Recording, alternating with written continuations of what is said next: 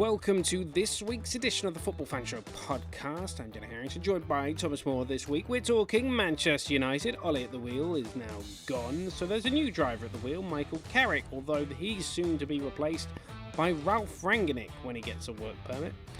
So, with that said, we're also talking about the government-led fan-led government review, I should say, into football, which is going to happen, and an ex-Premier League manager being linked with the club at the bottom end of the Football League, Oldham Athletic.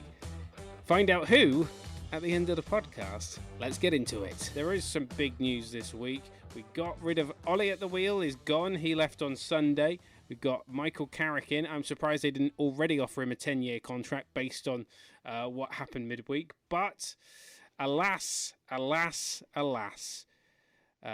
What can we just have a quick just pause, Tom, for you to just say, you must be heartbroken that the greatest Liverpool manager has been sacked by Manchester United. He was God's gift to comedy. It's heartbreaking for every person who's not a United fan. Pretty much.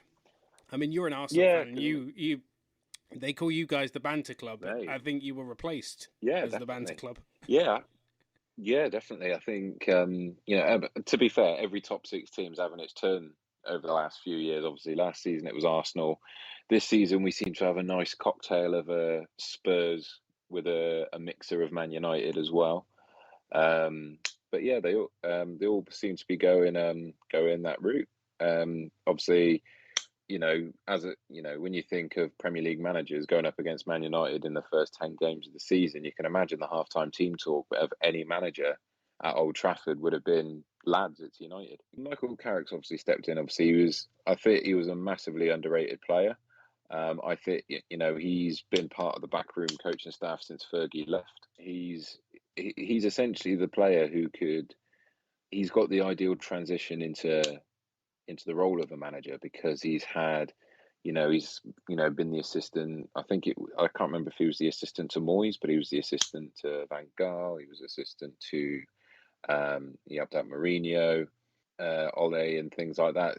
So he's had the benefit of having many different managers with many different perspectives come through, and he's possibly had he's had the ideal upbringing in management, shall we say. So, but you're right, I wouldn't be surprised if Man United offered him a 10-year contract there and then. Obviously, they definitely don't have the money to try and tempt any big names out there, because I remember as soon as Ole got sacked, I was reading that Zidane was at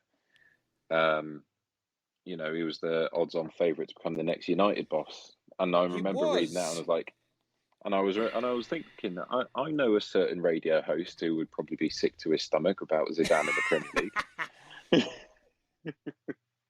Yes, well, if apparently Zidane's wife doesn't want to come to England, which is fantastic for his career, because he'd get found out quicker than he got found out at the end at Real Madrid. But hey, Zidane does factor into a story which I'll get into later. We'll start with, and I've got something funny. So Sean and Jacob, your boy, I hope you appreciate this. Tom's already seen it because I sent this to you on Facebook. So I saw this. I'm going to steal it. Actually, you know what? I'm not going to say I saw it. I'm going to steal it and claim it as my own. So for Arsenal 2, Newcastle United 0, all I want to say, and I'm going to sing now, so apologies, because I can't sing. To Newcastle, I say this. You've played in Rotterdam and everywhere, Liverpool and Rome. Now you're at Rotherham at home. Rotherham at home. Yes! Rotherham at home. Newcastle United have lost 2-0 away. And to be fair, it's Arsenal, so I think I should probably save judgment. But yeah, they need the January window, don't they? They're kind of hopeless. Yeah, definitely. I think the hangover that Newcastle United fans have had from the Saudi takeover of, it's definitely the realization of, we've got Saudi owners and we're still shit. Yes, because they had it. Well, the thing is, they had Mike Ashley before, who was like, "Oh, you want this player?" How much is he going to cost? Now I'll just get some shoes from Sports Direct instead. That's where I'll spend my money. Yeah, pretty much. Which is where I got my new shoes from. And this nice New Balance T-shirt. I mean, to be fair, at least, Mike Ashley did bring silverware to Newcastle United. The problem was it was forks for the kitchen. I was going to say, yeah, it's cutlery. It was great minds think alike. It was. I think. Once they're going to need at least a couple of transfer windows because, I mean, if you look, I was reading an article the other day about the worst owners in the Premier League. And I cannot remember the full names of the two guys, but I remember the owners before Liverpool were bought by FSG. Gordon Hicks Gillette and or Gillette, something you like mean? that. Hicks and Gillette. Yeah. Hicks and Gillette. Yeah. I know exactly who you mean. Yeah. And then they had Pompey's 4 Russian owners. Their god-awful descent down the ladder. Obviously, Leeds United have had 16 years of terrible owners. So, yeah, all we're seeing is obviously something that's happened to the Premier League before, something coming full circle. The Saudi owners are going to need at least 2 or 3 transfer windows before any impact is felt. It's interesting because now that they've got all this money, you can expect Newcastle United to be the team now in every transfer window to be linked to any kind of player. Like I was reading today that Newcastle are looking at a move for Ousmane Dembele from Barcelona. You know, is he gonna do the same kind of transfer to Newcastle United from Barca as he did from Dortmund to Barca, where he's named in the squad and then ends up on a plane up to Tyneside. He's named in the Barcelona squad, bearing in mind he's on a private charter jet to Tyneside. He's currently driving through being led through by a massive Range Rover through South Shields. Spits on Gateshead as he goes past. Hey. And then he turns up at Newcastle. Yeah. I would presume he would probably spit on Sunderland. I was going to say, I'd want to see that thick French accent say, well, hey, the lads. Why I man.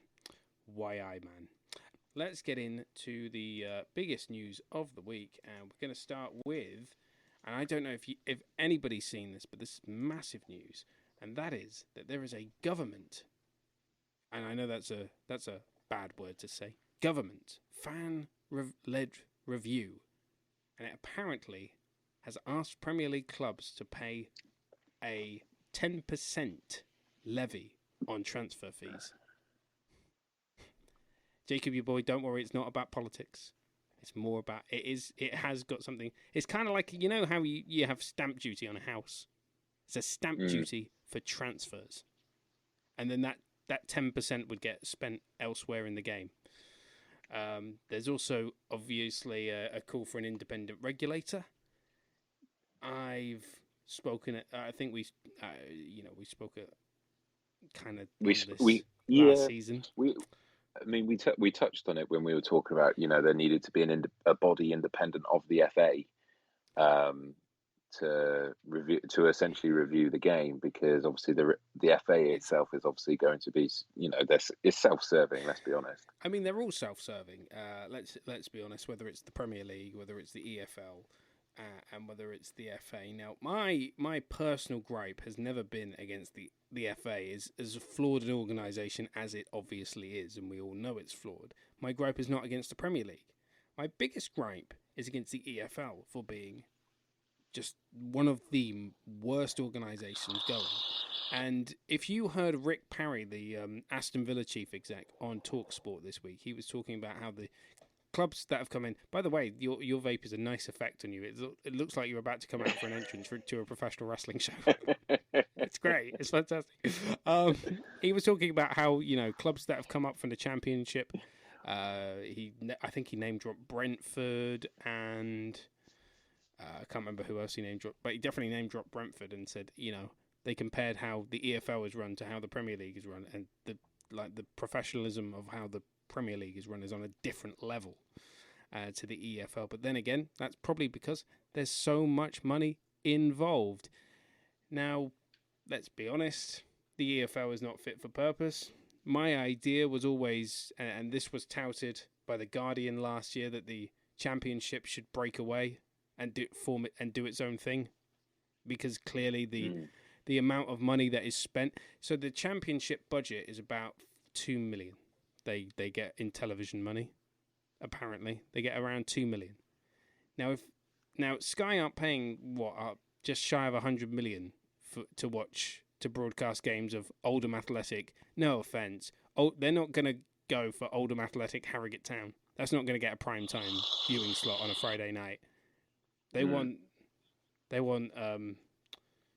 Sheffield United, Coventry City, Birmingham City, Fulham, Bournemouth, West Bromwich Albion. These are the teams you want. You don't want to watch. You don't want to watch whoever wins the National League this season, whether it's Wrexham or not, unless Ryan Reynolds turns up. Otherwise, you're not interested. You're not paying all that money. So, if the Championship, with 24 clubs split away from the Premier League, formed the Championship League or something like that. Let's use that as a working title. I know a lot of people are opposed to a Premier League too, but the EFL is really not fit for purpose. Let the EFL merge with the National League and have, League 1, League 2, League 3, League 4, North and South. League 4, North and South. Scrap the League Cup. You can still have the league, the EFL trophy, but it'll just be League 1, League 2, League 3, League 4 clubs. But the Championship clubs, it's clear that there's a gulf when your budget, your television revenue from the Championship, when the television revenue from the Championship is about 2 million, and your TV revenue from the Premier League or the rights money is like 100 million. It's ridiculous. It's ridiculous how bad it is. So clearly something needs to change. I mean, to be fair, let's have a look at the idea. They've obviously brought in this Europa Conference as well. Why not allow the top performing Championship clubs as well a chance to compete at a European level?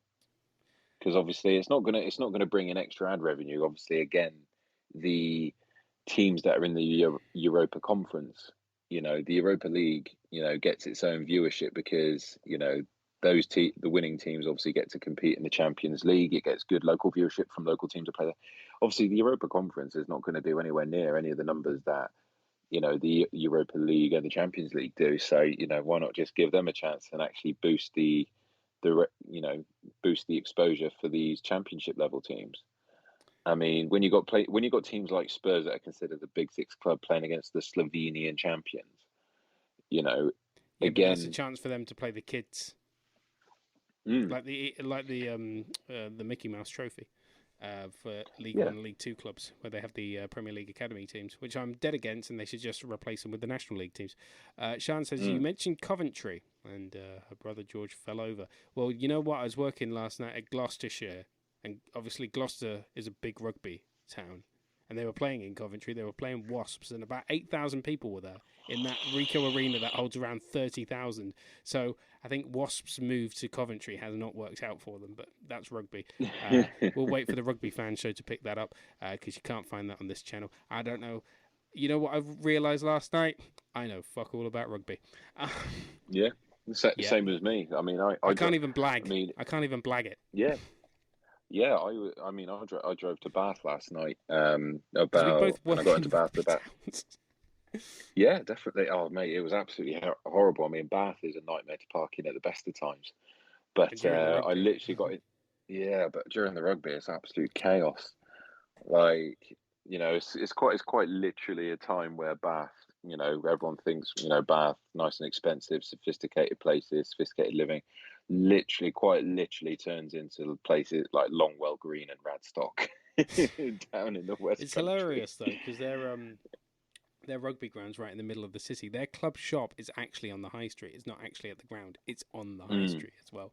They got a proper good shop as well. But back to these proposals. So the other proposals include a golden share held by supporters that could veto key elements and changes of a football club, i.e. selling the ground and name changes. So it could prevent, remember when Cardiff City changed their kit from blue to red, and the whole city owner wanted Yeah. to change the name to Hull Tigers, although that was more apparently in spite of the fans. Apparently, not really marketing wise. He just, the owners, they don't like the fans. They want Yeah. limits on the I mean, amount of money. Go on.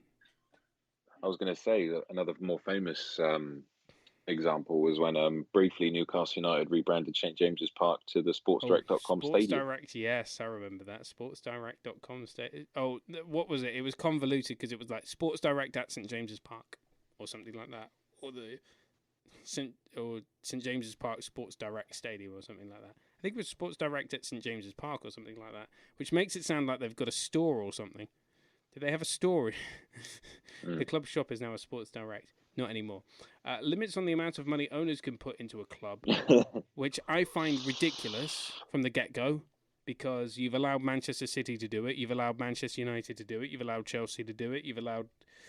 Liverpool don't really do it because they haven't got the wealthiest owners, but you've allowed Aston Villa to do it, you've allowed Everton to do it, you've allowed every club on the face of the earth to do it. So if I was a billionaire tomorrow and I bought Swindon Town, I'd be demanding to be able to shove my own company's name on the shirt and give it £100 million sponsorship deal, that's what I would do.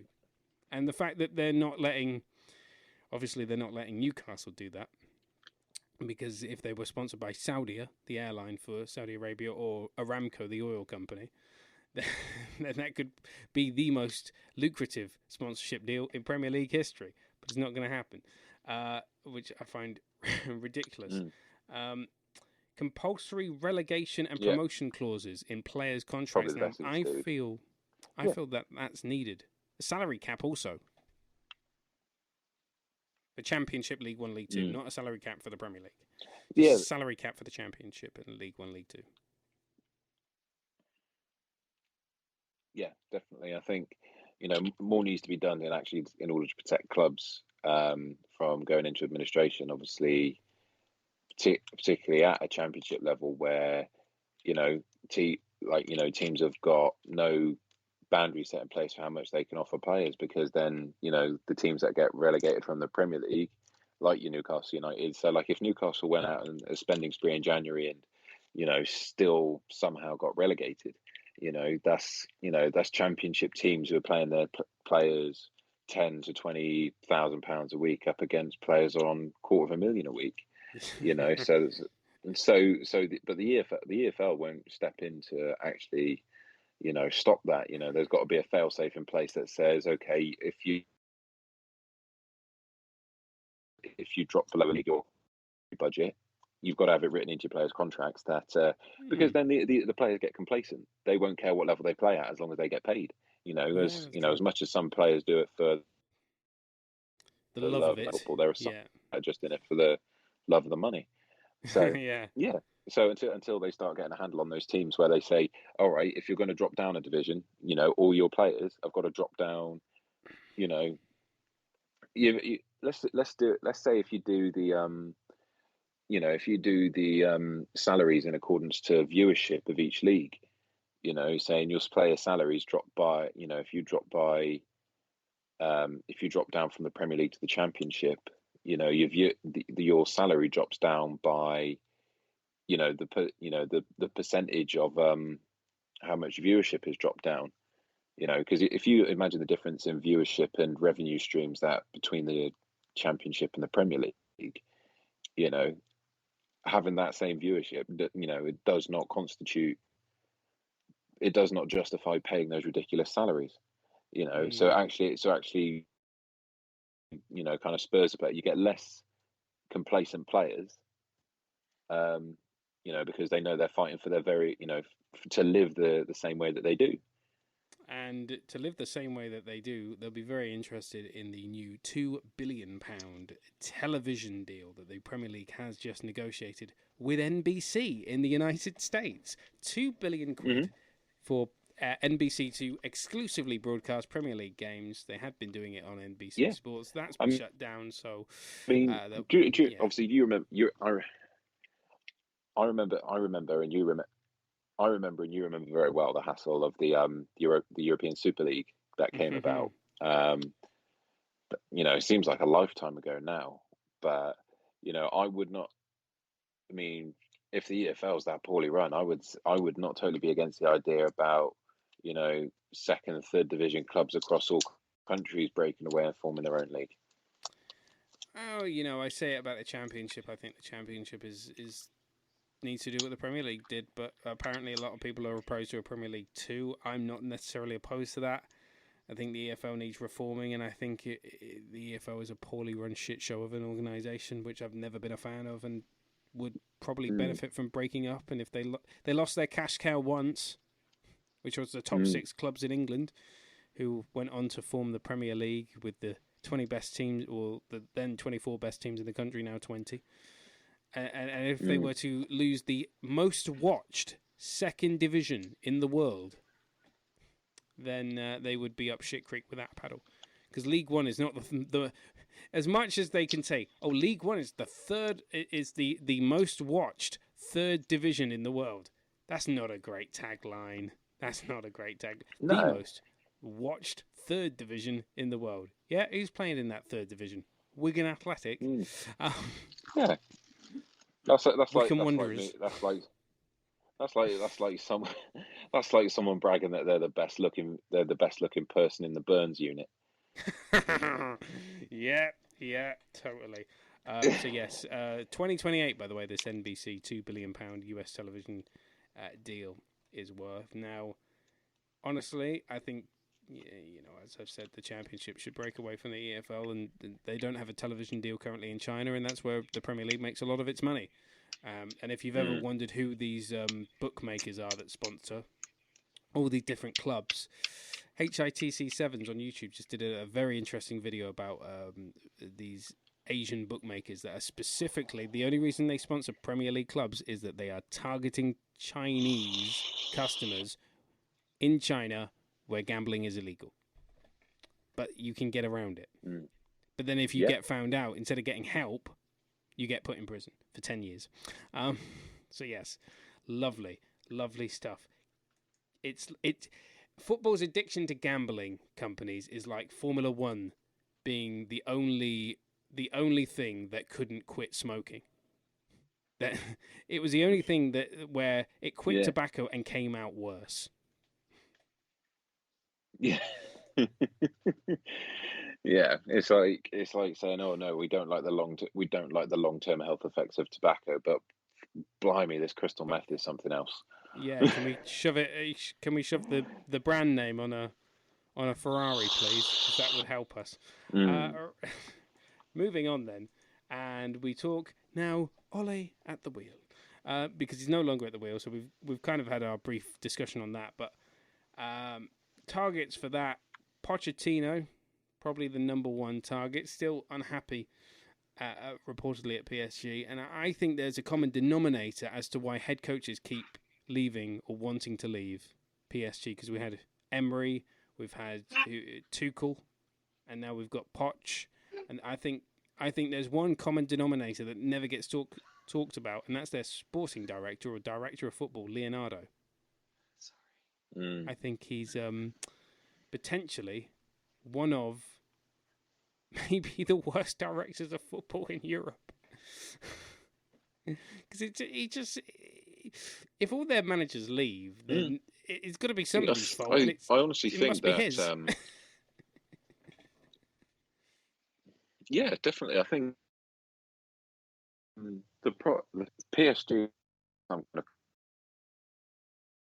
poise. You're going to win the French league nearly every year.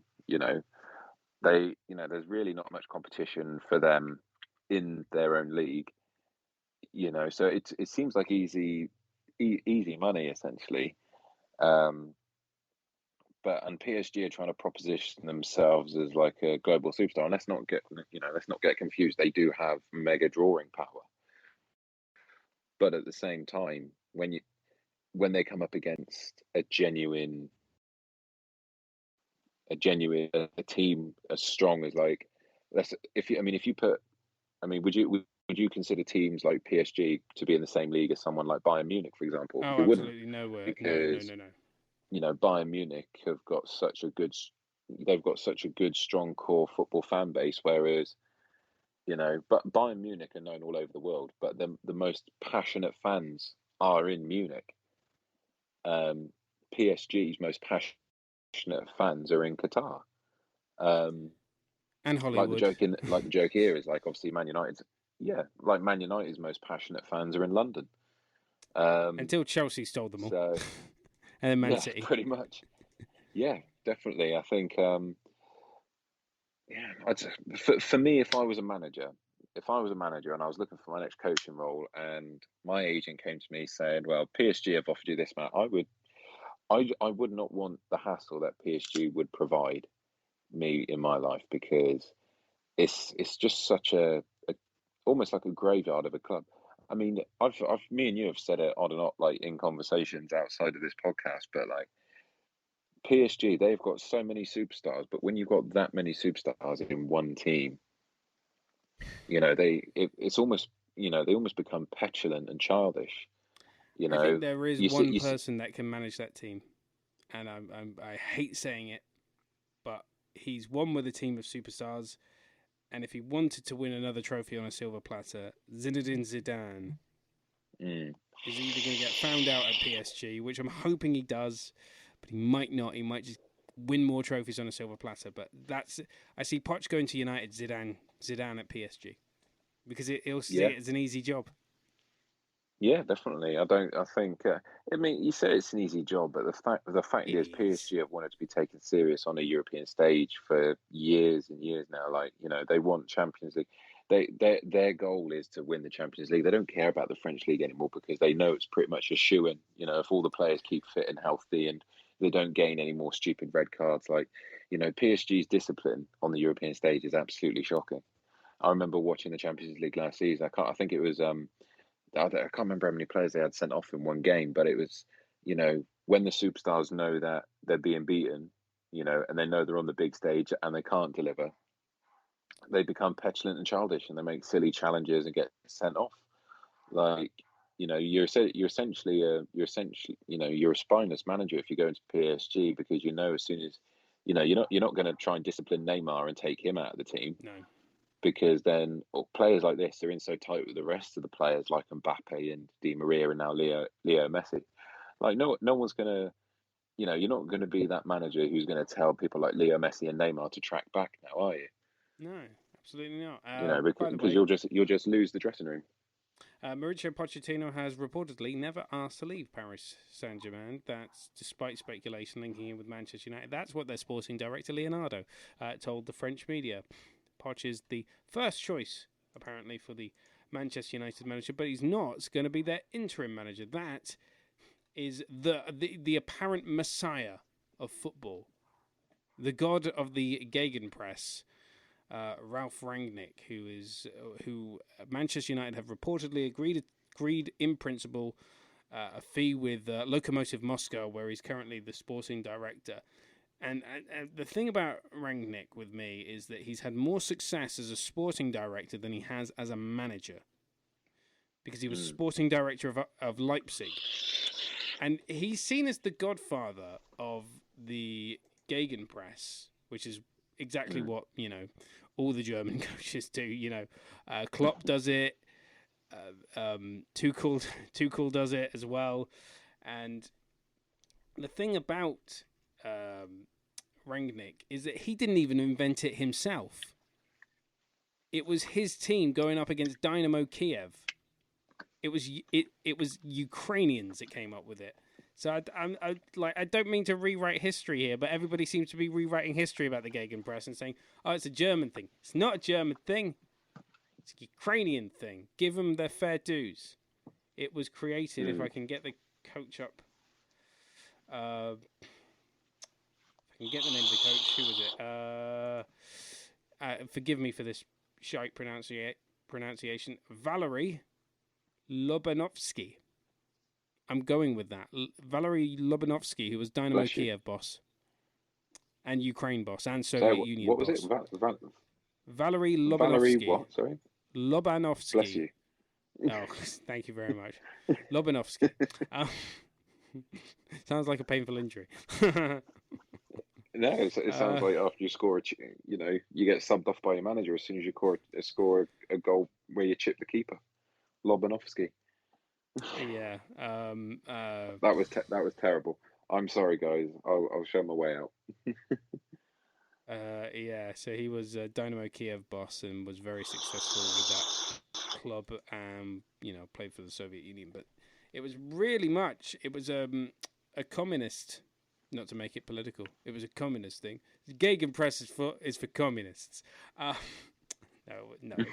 it's not. But it was developed by him in Ukraine, and then Rangnick had a team that went up against Dynamo Kiev, and he couldn't explain why his team were absolutely shattered because Dynamo Kiev just kept pressing and pressing and pressing and pressing and pressing, and that's where he developed the variation that became the Gegenpress. And then obviously his teams have come up against Klopp's and Tuchel's a student of Rangnick as well. So everyone seems to have learnt from this guy, but he's going to be appointed on a 6-month contract. Reportedly, still hasn't happened yet. Still hasn't been confirmed. Hence why we haven't reported it. But yeah, he's seen as kind of the godfather of this modern style of football, which isn't modern at all. It dates back to the early 80s, late 70s. But he, it's he just coached a 6th-tier team that happened to play Dynamo Kiev in a friendly, and then he's developed tactics based on how Dynamo Kiev played back then. So, yeah, in 83, that's when it happened. That's when his team played Dynamo Kiev. So that's when his footballing epiphany, and he became the godfather of this style of play. As much as I love counter-attacking pressing, I don't think that's going to help Manchester United at the moment. I think they've got way too many problems. If you're going to counter-attack with a player like Harry Maguire in your back line, you've got no chance, because he is just... I don't know what is wrong with him, but he does very well in an England shirt. But then again, he's playing like teams like San Marino, so of course you'd do well. But that's why I say his level's Barnet, because they could beat San Marino. But he just, he seems to kind of disappear he does disappear in a United shirt. Not kind of, he does disappear in a United shirt. And what's he going to do about the egos? What's he going to do about Pogba, the egotist of the year? What's Poch going to do about him? He can't handle Messi. Is he really the right choice to handle Pogba? I'm not sure. No, and that's again. It just goes back to this thing of like having managers who cannot handle superstars and bring the best out of them. There's too many. I would say there's probably too many players at United right now who probably rely on their name and their reputation to get them through a game. So it's like when I was saying like no manager is gonna tell Lionel Messi to track back or to help cover his fullbacks or anything like that, because they won't do it. And then if anyone who did do it would get slaughtered by the press. If you've got people saying, you've got to get Ronaldo to track back and things like that. I mean, to his credit, Ronaldo does track back on occasion, but it's a case of like, I mean, I think Man United's re-signing Ronaldo was probably one of the things that's not helped them at all, because it's kind of forced players like, I mean, Jadon Sancho, they've been picking him for the last two summer transfer windows, and when they eventually got him, they've shoved him to one side, where Jadon Sancho's actually got, both Cristiano Ronaldo and Sancho have got ability, but Sancho's got the longevity. The argument has to be had for the fact that was Ronaldo really brought back just as more of a homecoming and for the shirt sales? My argument would be yes. And to stop him from going to Man City as well, because they couldn't have that. So yes, but at the end of the day, there's not enough managers out there who can. They want to give this. I was going to say there's too many managers who want to give the superstars the world without actually giving them any kind of discipline. Yeah, I know what you mean. But we'll see what happens. He hasn't been appointed yet. Michael Carrick's still the boss in charge. Still Palmeiras 1, Flamengo 0 in the Copa Libertadores final. It's still Villarreal 0, Barcelona 0. By the way, I didn't realise it this weekend. It's the Rainbow Laces this week, apparently. And apparently Tottenham sold out their allocation because of Harry Kane. So good work on that one. Yeah. Beyond that, we've got the African Cup of Nations coming up in a very... you know what? They need to cancel the African Cup of Nations this year because it's just, you've got the African Cup of Nations and then you've got the World Cup in the same year. It's a delayed African Cup of Nations as well. Barcelona apparently just scored against Villarreal. Frankie de Jong. Yeah, he's apparently scored. It's 1-0 to Barcelona. Klopp has been talking about AFCON, and he's been criticised for calling it a, quote, little tournament. I don't suppose he would call the Euros a little tournament. But, yes... Klopp explained to an offended journalist that his remark, which came after the 4-0 win against Arsenal, was a way of expressing his frustration at losing important players at a crucial stage of the season. They're going to lose Mohamed Salah, Ketia, Sadio Mane in a month-long tournament which runs from January 9th to February 6th. A lot of clubs are going to lose players.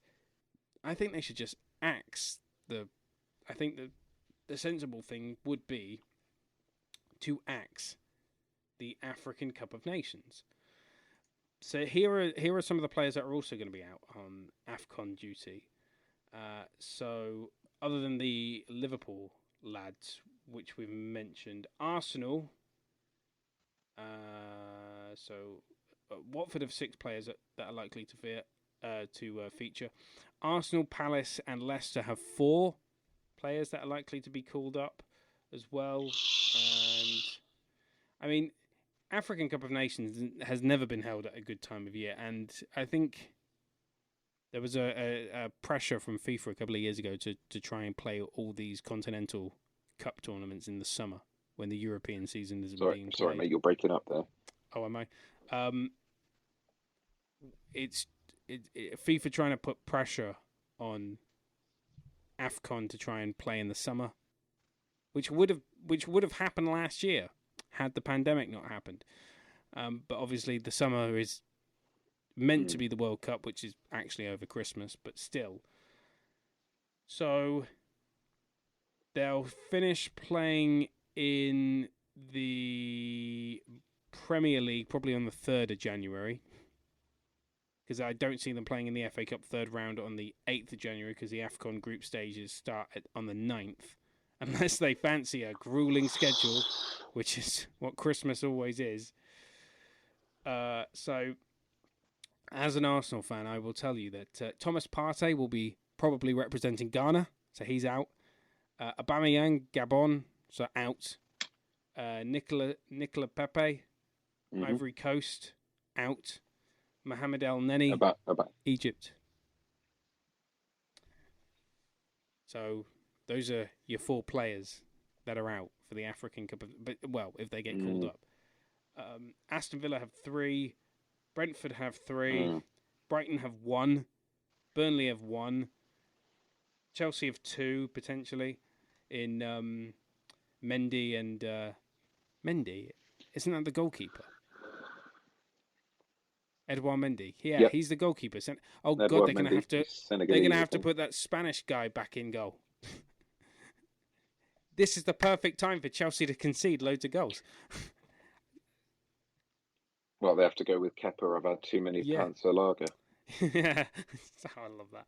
Yeah, this is actually I've now gone from a position of being against the African Cup of Nations to being in favour of it.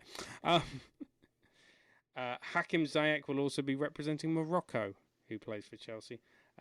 Palace have a couple of players out. We've told you about that. Obviously, Wilfried Zaha is going to be representing the Ivory Coast. Although he hasn't been in their last couple of squads, so he might not be. He might not be because he hasn't been in their last couple of squads. He's seemingly been dropped. So I don't know whether they'll recall him for the major tournament. But that's a big loss for Palace just at a time when they need him. Everton only have one player. We've told you about the Liverpool lads. Riyad Mahrez is going to be out for Man City, but he's not a regular first-team player anyway. Two players at United, both representing Ivory Coast, Bailey and Diallo. Diallo, yes.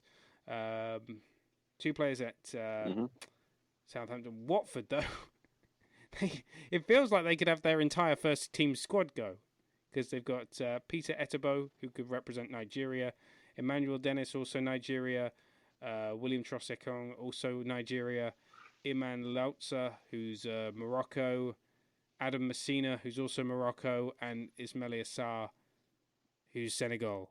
So those are some pretty big players. West Ham only have one, that's Said Benrahma, and Wolves have two. So I think there's only... is that every Premier League team with an African player? Or at least one player that's going to go... Mm-hmm. Oh, no, yeah. no, Tottenham. No, Tottenham apparently don't have a player that's going to go to AFCON. You in favour of AFCON, or do you think it should just be cancelled? Do Burnley have one? Yes, they do. They have one. Maxwell Cornet, who plays for Ivory Coast. Oh, yeah, Maxwell Cornet. He's, yeah. I mean, that would be a loss for Burnley because he's the one knocking in the goals for them at the moment. He's been in relatively good form since they signed him. You know, kiss it. You know, it's amazing what happens when you kiss the wrong badge. In terms of the AFCON being scrapped, I mean, I think it's unfair to say that the AFCON should be scrapped because, you know, it's just for this year, not permanently. Just for this year. What time of the year is the AFCON usually? What summer. time of the year is the AFCON usually held? Summer, normally. So the original schedule. Let me Google it whilst you chat away. Because it was meant to be held in Senegal. I don't think it should be scrapped because obviously it's unfair to say it should be scrapped because like obviously the Euros happened in the summer outside of the season. You know, the AFCON got to get their tournament out of the way and done. So, you know, people can't really afford to pick and choose when a tournament should be on based on the convenience of, you know, let's be honest, the wealthiest league in the world. You know, so the opinions, you know, if I call to the socialist tendencies a little bit, you know, you cannot postpone a tournament based on the opinions of a privileged few. That's very true. I mean, if you look at it it's, you know, like the world's biggest managers and the biggest clubs can come out and say, no, we lose too many big players. But then again, if it was the other way around, if it was the Euros that was being held in January, would all the teams be equally as happy to postpone the tournament by losing all of their top European players? Because then it would be down to the kids to, you know, pick the teams up through the Christmas period. Yeah, which for Watford, for Watford is going to happen. Yeah, and I think it's so. Yeah, I think it's unfair. I think it should go ahead as planned. Obviously, it's just a one-off that it happens at this time of year. It clash. You know, obviously they can't have it in the normal summertime because it clashes with the World Cup. So yeah, it's just not something that, you know, really a lot of the big Premier League clubs should really have a say in. I know a lot of managers are like, you know, when there's international call-ups, who don't really want to send this player out for a risk of injury or something like that. But at the end of the day, if the player wants to play, the decision's got to be left down to the player. Yeah, I concur with that. So you mentioned the World Cup. Let's move on and talk about the the head of the mafia, FIFA, because President Gianni Infantino has accused those opposed to holding the World Cup every 2 years of fearing losing their elevated status in the game. Not that it's actually, on paper, the dumbest fucking idea going. Because you go to the well once too many times, and it's you know, the, what is it, diminishing returns, that's it. So yeah, you go to the well well once too often. The tournament would begin to. Yeah, I mean, it's definitely a money grab situation where they want to hold it every 2 years, whilst they've still got like when you get certain superstars like Messi and Ronaldo who are in their 30s now, knowing but for both of them, this will most likely be their last World Cups. Yep. It's just not it's definitely a money grab because obviously those two bring in a lot of views and and a lot of casual fans. So it's a blatant money grab, you can tell by FIFA. Yeah. Um, Well, we knew yeah, that. I think it's um, it's just not conducive to a good football, really. When you start making decisions like that, I mean, it's been held every 4 years, apart from during the Second World War, Yep. and it's And having too much of a thing. too As soon much as of you a start good having thing. too much of something, then it just becomes, yeah. I Too believe it much. was Cheryl Cole who said, "Too much of anything can make you sick." Oh, quoting the great philosopher, the philosophical juggernaut that is Cheryl. Million names, whatever her name is now. Um, whatever her surname is now. She's got about a Cheryl, million my of them. butt. Cheryl, Cheryl, my ass is a rose Cole. uh, so yes, obviously UEFA and CONMEBOL, the South American Federation, set to reject it in favour of keeping the 4 year cycle. If you need to know more, there's a video on our YouTube about it, about the original Saudi proposal and whether it's going to be passed or not. Unlikely, but one of the people that was definitely behind it and still is Arsene Wenger, former Arsenal manager. But this is not why I bring his name up, because Mikel Arteta has been talking about the former specialist in failure, now replaced, of course, by Jose Mourinho, the actual specialist in failure. But Arsene Wenger left Arsenal back all the way back in 2018, and our AFTV have just had a whale of a time since Wenger out. Remember those days? Ah, they're good old days. But now, could it be Wenger back in? Because apparently Mikel Arteta would be very much open to welcoming Wenger back in a technical role at the club to help him manage the team. Is this something that Arsenal fans would want, though? That's my question, because, you'd obviously get the Wenger out, fam! Is it all Wenger's fault, man? Which is ridiculous, That is a but terrible yeah. accent. Oh, isn't it? Oh, oh, thank you. Wenger out, fam. Wenger out, fam. Is that better? Yeah, Much he's better. you know. Yeah, so, would you like to see Wenger in, or would you like him to stay out?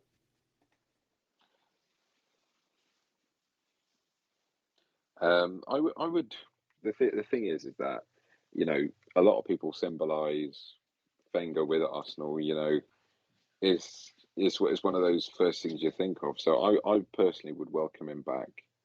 Um, because he did get shit treatment from a large part of the fan base, and you know he did leave, and he's given the best years of his life to the club. So you it would be better for him not to go out, go leave the club under his terms essentially, because it feels like he eventually caved to the external pressure that came with managing Arsenal through that time.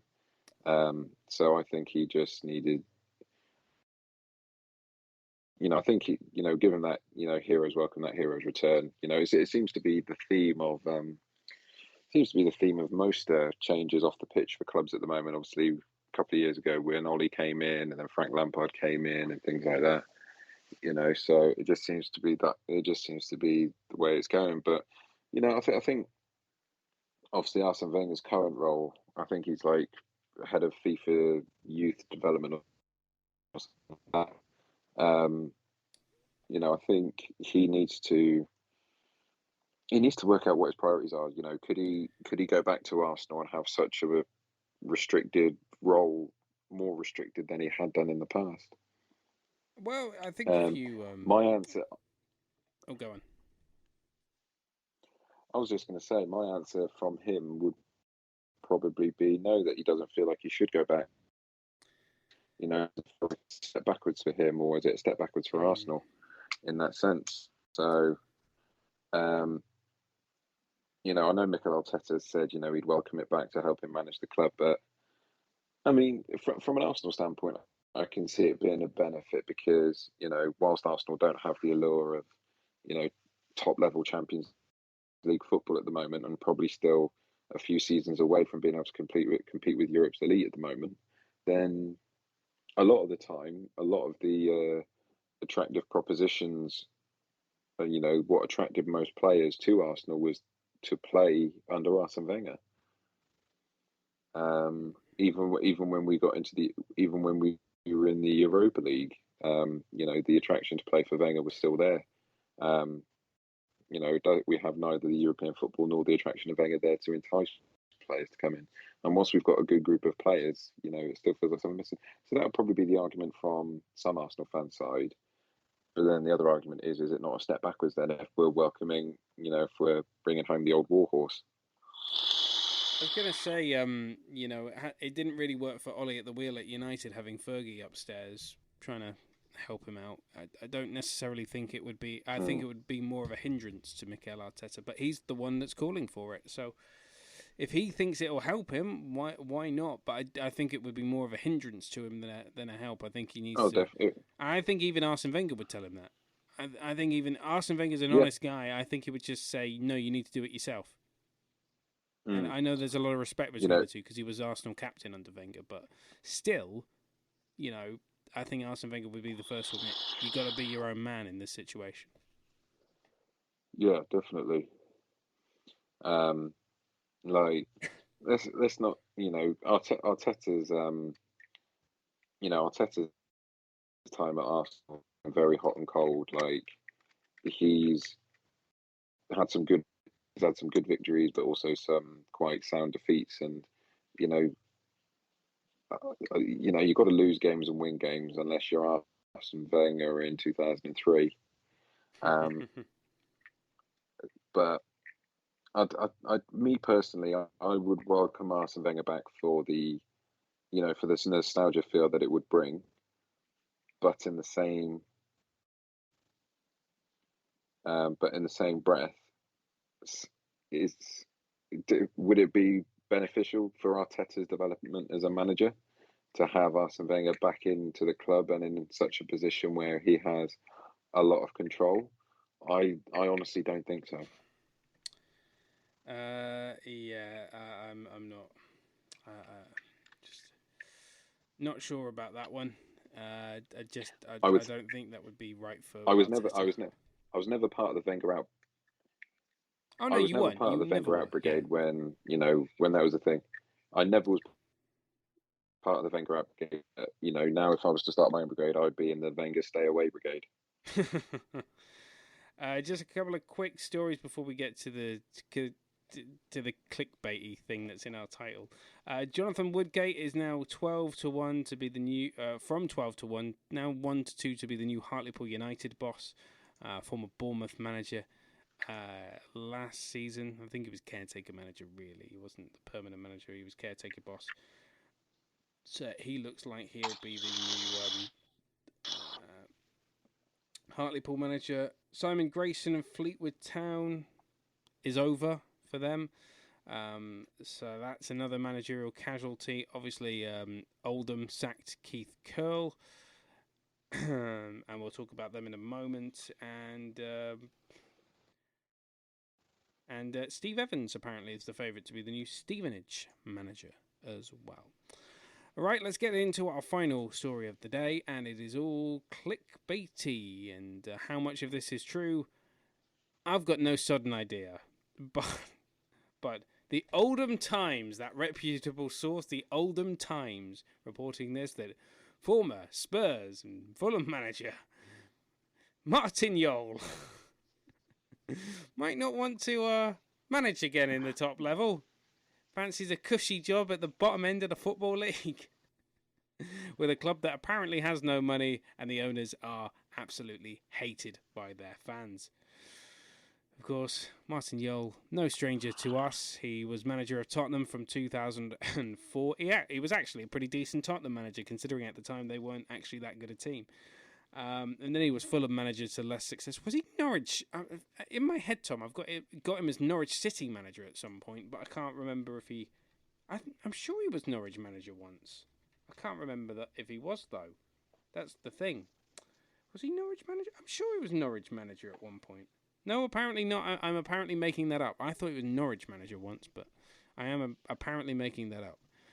He was Tottenham, Fulham. He was Ajax boss. His last job, by the way, 5 years ago at Al Ahly in Egypt. So hence why, Al Ahly and Oldham Athletic, just the perfect clubs to be managing.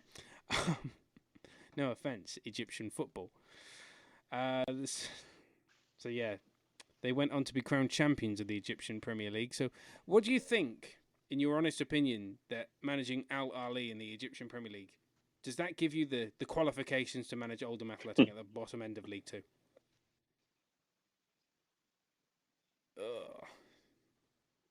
Yeah, I think there is some disrespect there to Egyptian football. Yes, there is, and it was meant. Oh, Boundary Park, though. Martin Jol in the dugout. Fan of it? I mean, it's clearly not going to happen. It's clearly bollocks. Yeah.